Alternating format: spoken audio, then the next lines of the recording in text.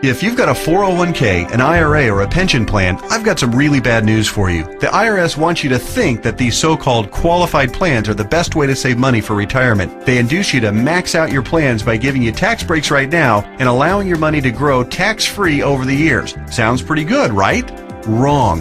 The fact is that putting money in your 401k or IRA is almost the worst thing you could do for your retirement, because you're going to be taxed out of your gourd when you finally retire and need the money the most. Then, when you die, guess what? The IRS will hit you with a double whammy. They'll tax your estate when you die, then they'll tax whatever is left again when it is inherited by your heirs. And on top of the tax problems, you'll also have to deal with market volatility that can kill your portfolio. Just think about 2001 and 2008. What if there were a way to avoid tax burdens at retirement, avoid portfolio killing down years in the market, and virtually eliminate any worries you may have about outliving your money during retirement? On this video, I want to show you an IRS-approved class of tax-friendly retirement savings vehicles that beats the pants off your IRA, 401k, or pension plan. They've been around for years, are offered by the oldest, largest, and most financially stable institutions in the world, and allow your money to grow tax-free, just like your current qualified plan, but has zero taxes when the money is dispersed at retirement. Think about that for a minute. Zero taxes on your estate when you die, and zero taxes when the money is transferred to your heirs at death. Listen to that one more time. Zero taxes as your money grows, zero taxes when the money is distributed, and zero on your estate when you die, and zero taxes on the money inherited by your family. Zero. And here's the best part. Unlike your qualified plan, there is no risk that you will lose principal on the investment during a down market. If the market tanks like it did in 2008, your worst case scenario is no gain, but no loss either. What I'm talking about is a retirement savings vehicle that will help make sure you don't outlive your money during retirement. Are you intrigued? Well, you should be. I want to take a few minutes right now to share with you an important message about the best retirement savings vehicle you've never heard of. Let's start by talking about the IRS. They desperately want you to think that an IRA is the best way to grow your money for retirement. You know what? It's not even close. I'm talking about what the IRS calls qualified plans, IRAs, 401ks, pension plans, and so forth. Compared to traditional brokerage accounts where you normally buy stocks, bonds, and mutual funds, these qualified plans have some really good tax advantages. First, you can invest in a qualified plan with before tax dollars. Number two, you don't have to pay taxes on these gains every year like you do on regular stocks and mutual funds, so your money grows tax deferred. It's not taxed until you take the money out when you finally retire. That means you have more money working for you during those years leading up to retirement. Sounds pretty good, right? Well, yeah. Compared to a regular brokerage account, sure. But that's like saying a bicycle is the best mode of transportation going. Of course, a bike beats the heck out of walking, especially if you're trying to travel outside of your immediate neighborhood. But what if you're trying to travel across town or clear across the country? You might want to try a car. And what if you're trying to get overseas? Walking's out of the question. And that bicycle is pretty much worthless. You'd be much better off in a jet plane. So just to make sure you're following my analogy, a regular brokerage account is like walking, lots of tax problems. A qualified plan is like a bicycle or maybe even a beat up old car. Better than walking, but not super helpful on extra long trips like, say, retirement. What I'm going to show you on this video is like having your very own top-of-the-line private jet, fully fueled and ready to go with your own personal pilot. Yeah, it's that much better. The key to really maximizing your retirement savings is to understand the difference between tax-deferred and tax-free. Under the IRS qualified plans that you probably have right now, your money is growing tax-deferred, which inherently means that it will be taxed at some point in the future.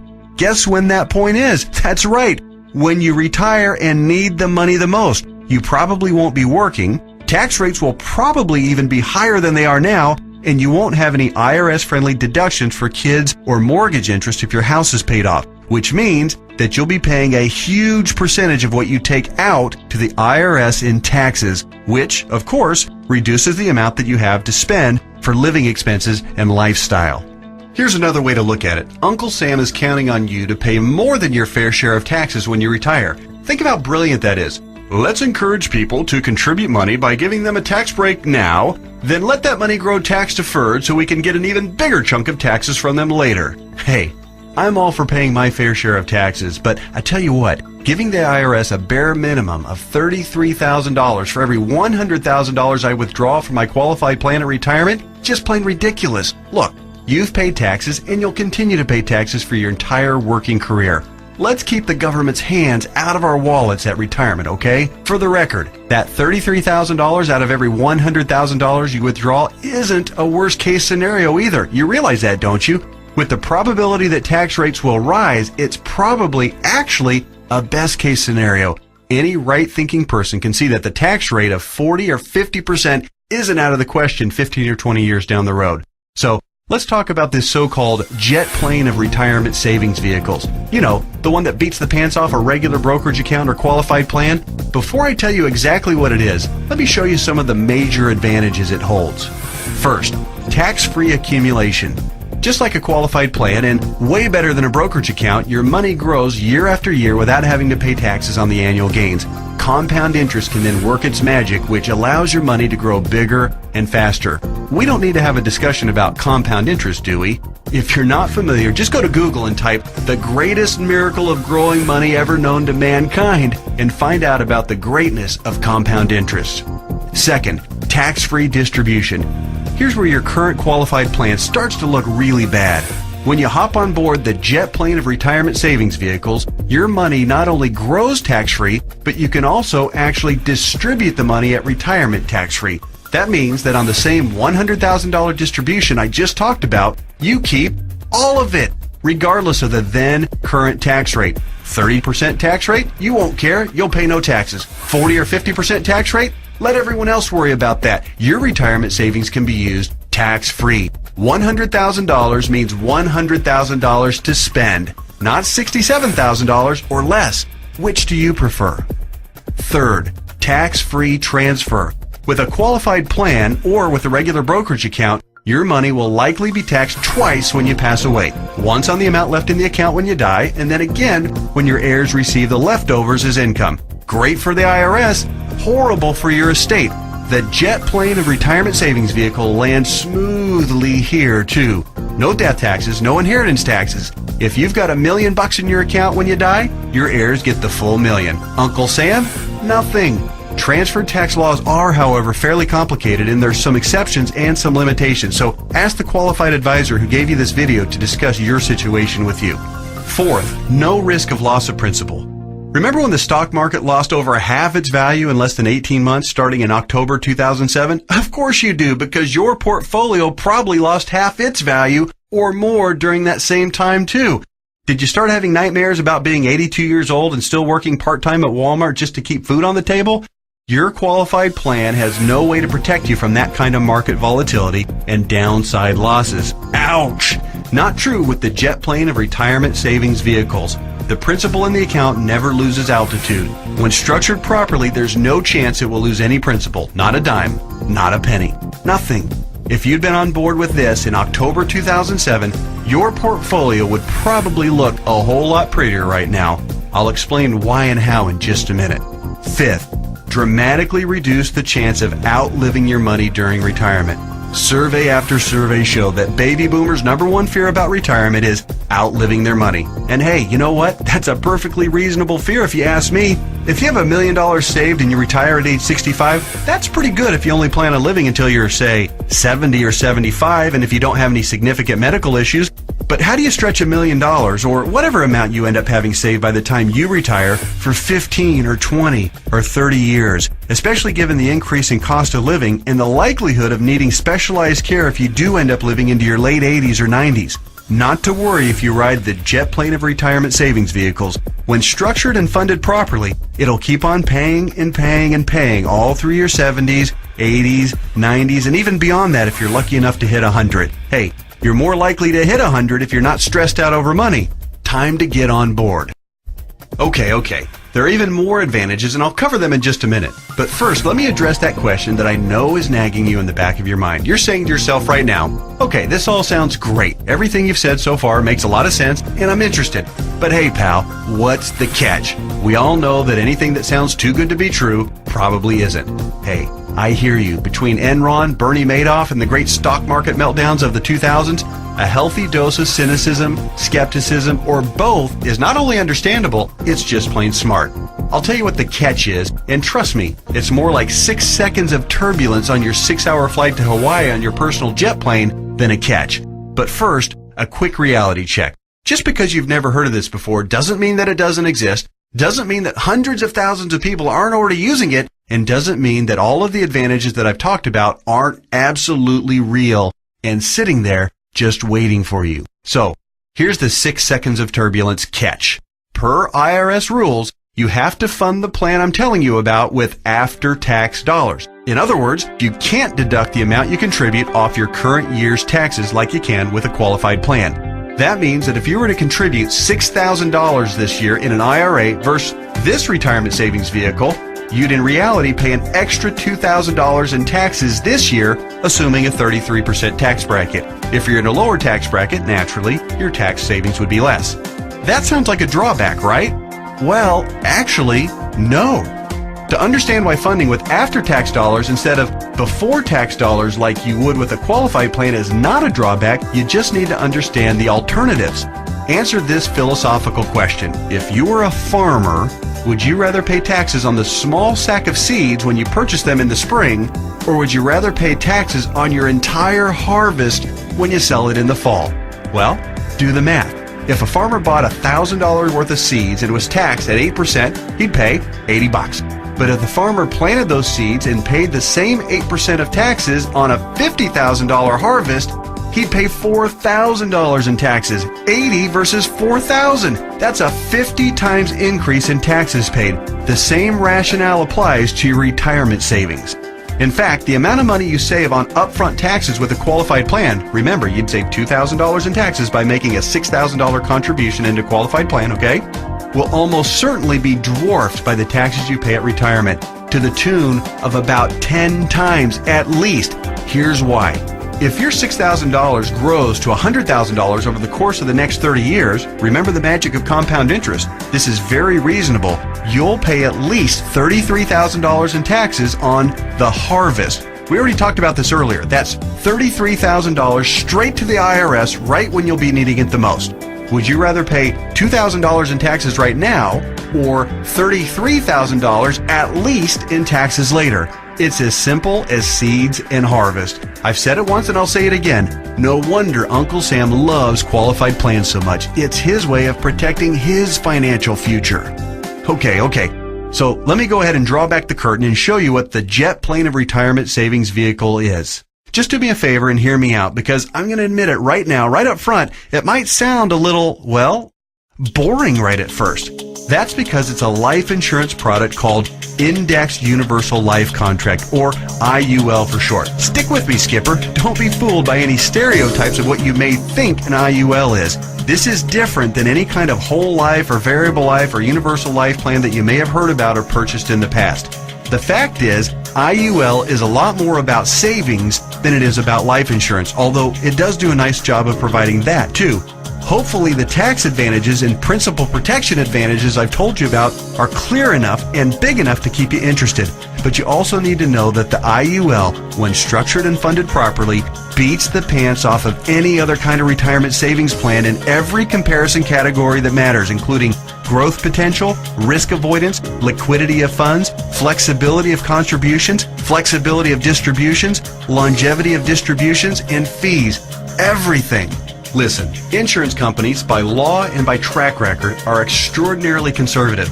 Yeah, I know that AIG tanked it, and you might be thinking that all insurance companies are going bust. Nothing could be farther from the truth. Life insurance companies that offer IULs, as a rule, have massive cash reserves. One company, as an example, had operating revenues in 2008, the worst year of the recession, of $14 billion, earnings of $1.3 billion, and cash reserves at the end of the year of $12.8 billion. There's a reason people think of life insurance companies as old, stodgy, conservative curmudgeons, because they are. Their stodgy curmudgeonness is also a part of the reason you've never heard of an IUL before. Life insurance companies thrive with things like risk management, actuarial tables, and other boring life insurance stuff. But they don't know jack when it comes to communications. Go online right now and read their brochures. It's like reading hieroglyphics. Boring, painful, obtuse, hard to understand, and that's just the table of contents. But that doesn't mean that this product, Indexed Universal Life, is anything less than magnificent for creating wealth.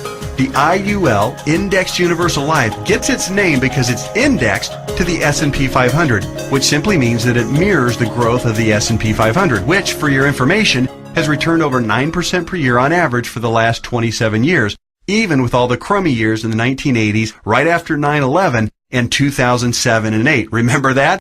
But here's the best part, and what makes an IUL so darn attractive as a retirement savings vehicle. The reason IUL accounts, when structured properly, won't lose principal is because the lowest return guaranteed by the contract is 0%. Or in technical speak, they have a floor return of 0%. They can't lose money. If the stock market tanks for the year, your IUL contract doesn't take a big hit. It just stays even right where it is. Stated differently, an IUL locks in the gains during up years, but it doesn't participate in the down years. Take that, IRA. You can't even come close to competing with that.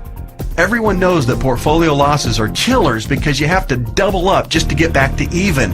You eliminate that risk with the IUL since your floor is 0% annual growth. No loss of principal. Compare that to the devastating 37.2% loss of the S&P 500 in 2008. If you were indexing your IRA against the S&P 500 and therefore did not have the 0% floor like you would with an IUL contract, if you had a $1 million portfolio on January 1st of 2008, you would have ended the year with just $628,000. Ouch! Even with the big bounce back year of 2009, where the S&P returned 23.6%, the $628,000 you had left after getting killed in 2008 would have only grown to about $775,000. Still deep in the hole. Not with an IUL. Now that brings us to the other catch of the IUL. It does offer the peace of mind of the principal protecting 0% floor, but it does also cap the gains on the upside. That means when the market has a huge growth year, your investment will be capped at somewhere in the 12 to 15% range, depending on the carrier and the contract. Don't bail out on me now. Trust me, this is not a big issue. In fact, quite the opposite. We're talking about 6 more seconds of turbulence on your 6-hour smooth plane ride to Hawaii. Here's why. Realize that huge gain years almost always follow what? That's right, huge loss years. 2003, for instance, was great, 26.3% gain in the S&P 500. But it followed 3 consecutive years, 2000, 2001, and 2002, of negative returns, 12.2, 13.4, and 24.1% respectively, negative all 3 years. Let's run those numbers. If you had $1 million in your IRA on January 1st, 2000, it would have fallen to approximately $878,000 at the end of the first year, then continued to fall to just over $760,000 at the end of 2001, and then plummeted to a measly $577,000 at the end of 2002. That same $1 million in a loss-protected IUL would have retained its worth at $1 million at the end of 2000, even though the market was down, remember? Still been worth $1 million at the end of 2001, and guess what? Still worth $1 million after 2002, even though the market got slaughtered. That's 3 consecutive down years and $423,000 in avoided losses. Wow. Then, in 2003, let's say that you were with an IUL carrier that had a 13% cap. Remember the big downside catch? It has a cap. Your $1 million would have grown to $1.13 million. It grew. Meanwhile, the qualified plan portfolio that tanked from $1 million down to just $577,000, remember that one? It would have gotten the full benefit of the 26.3% market gain, not a 13% cap like our IUL contract. Yay! But let me ask you this. Would you rather add 13% to $1 million or 26% to $577,000? 26% added to $577,000 only brings the account up to about $728,000. Again, compared to $1.13 million. This is a no-brainer. At the end of the 4-year cycle, you would have been ahead by over $400,000 with an IUL. This is real money in a worst-case scenario. The only way a qualified plan could possibly do better is if the S&P were to go up unfettered by over 15% per year for 5 or 10 consecutive years with 0 negative years. Do you really think that's going to happen? And even in the 1 in a million chance that it did, get ready to pay the tax man when you retire. I know these numbers can start to be a bit mind-numbing, but they're so critical for you to understand so you can see how to avoid getting crushed financially when you retire. Don't be afraid to rewind the video and watch that last section or the entire video again.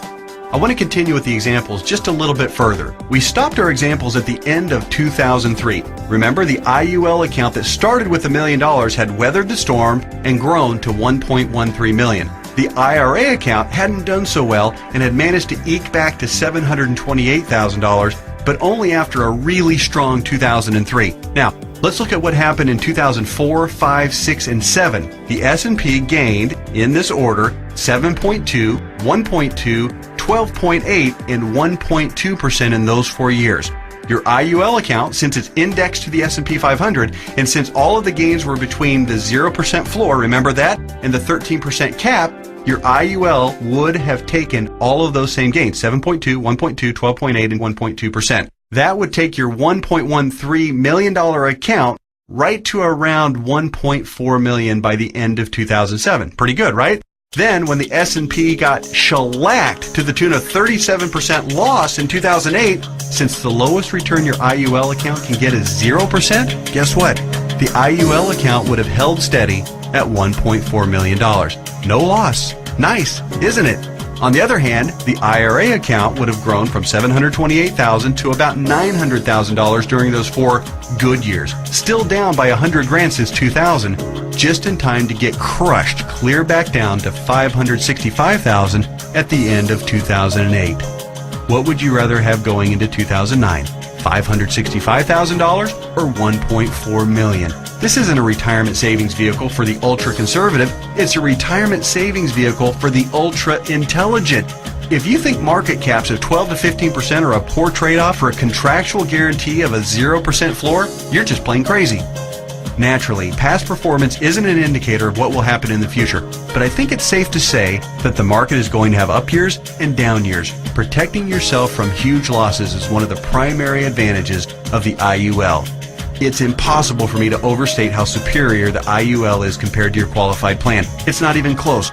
We've already covered the tax advantages. They're clear and evident. The risk avoidance issue is huge, and it favors the IUL by a country mile. But also remember, indexed universal life is also, life insurance. Here's what that means. If you die the day after you fund an IUL policy or any time thereafter, your heirs will receive a death benefit tax-free. The amount of the benefit depends on the size and structure of your policy, but think about your qualified plan and brokerage accounts for just a minute. How much do they pay in death benefits if you were to die early? Oh yeah, none, because they're not insurance. Are you starting to see what I mean by the best retirement vehicle you've never heard of? Hey, that reminds me. Let's talk a little bit more about why you've probably never heard of an IUL before. I already told you that one of the main reasons was that stodgy old insurance companies have horrific communication skills. But there's actually a bigger reason, which is financial advisors almost never talk about IUL. Why is that?